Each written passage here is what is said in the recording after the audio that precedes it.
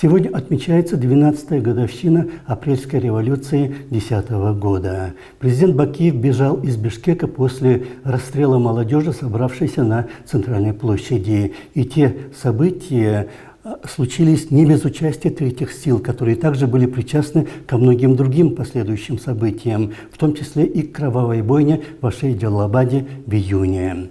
Но каким бы путем ни пришли к власти новые люди, дальнейшее развитие страны оказалось совсем не таким, как они нам обещали. Через 1,5 года при полной их поддержке к власти пришел Атамбаев, 6 лет президентства которого оказались в политическом отношении большим откатом назад. Но самое главное, была похоронена идея парламентаризма, и парламентские выборы превратились в торги олигархов.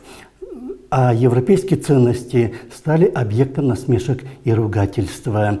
И кыргызское общество, с 80-х годов боровшееся с авторитаризмом, сейчас официально живет при авторитаризме.